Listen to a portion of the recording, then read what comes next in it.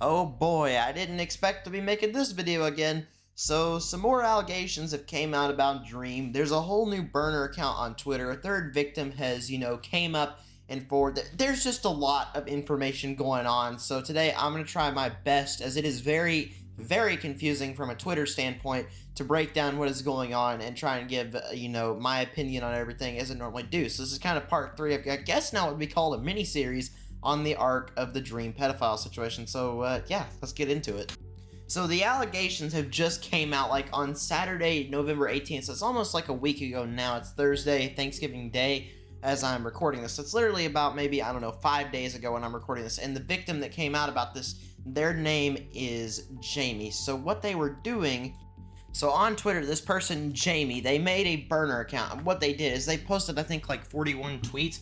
But I'm gonna put the tweet on screen. I'm gonna put the tweet on screen right now, basically, of where they started to expose, saying that Dream was around like 20 years old when this happened. So, and she would have been around the age of 16, which obviously 20 to 16, Dream's an adult. She is definitely a minor. Basically, Snapchatting and send some stuff that is very not kid friendly. Basically, like where Dream. Oh god, I don't want to say this out loud, but Dream basically he moaned. Oh, I don't want to think about that. But anyways, basically he was sending some Snapchats that you would not send to a minor if you were an adult. And basically, from what has been said, Dream called out this Burner22 account on Twitter. He believed it was being ran by this other person, this other YouTuber named Nat. And Dream has had a relationship with Nat. It shows in her bio this is 18+, so I'm not too sure if he had the relationship before she turned 18 or not. I'm not too sure. There's not a lot of confirmation around it. Basically, they had a relationship. He thought it was her maybe trying to get back at him for something. I don't really know what it was. Like I said, I don't really know too much about, their whole relationship thing. But basically, he called out Nat, saying that it could be her and that he does not associate with kids. He doesn't do stuff with kids. So Dream also goes on to say that Nat has also done this to other YouTubers in a way of defaming them, so, basically dragging their fan base away. But Nat comes out and says that Burner22 it's not ran by her, which obviously, it can either mean one of two things. First off, she's either telling the truth or she's lying, which, if she's lying, it kind of makes sense, because, you wouldn't want to be associated with an account that's trying to expose somebody. Your name would be ran under the mud at that point. Nat also mentions in that tweet that she did not screen record any of the conversations they had on Snapchat, but Dream would go on to post proof that she, just a few days before this whole Burner22 situation happened, that she did end up recording those chat logs. So something's definitely fishy about this Nat person. They're not telling the full side of their story, the full truth here.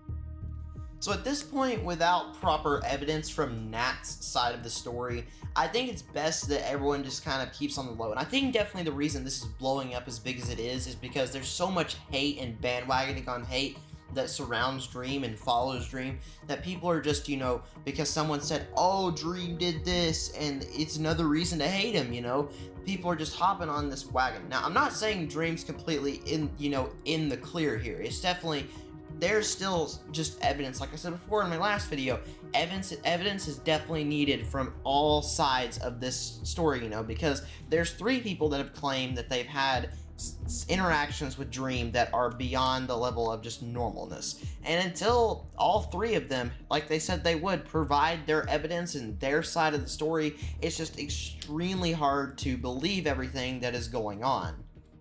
Also, there's this stupid claim that because Dream did follow the Jamie account, or maybe Nat's account, which is the, as opposed to Jamie account, that's evidence. Come on. Following someone on Twitter is evidence of absolutely nothing. In fact, what does it prove? Tell me, what does following someone's account prove? Like, oh, that they like them or something? It just makes no sense. Following somebody adds no evidence to this big pile of lies, as I see it. So, I don't understand. What does following someone have to do with anything?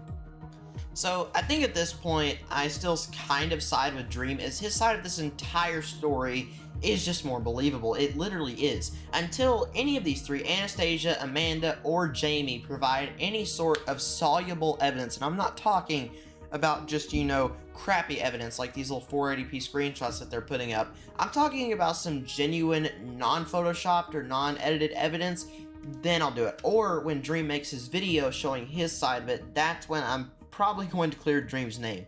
But anyways, hopefully you guys enjoyed this video. I most likely will make a part 4 on this when Dream releases his video. I guess we're going to have ourselves a little mini-series here. But anyways, hopefully you guys enjoyed. Subscribe if you're new, and see you guys later. Bye.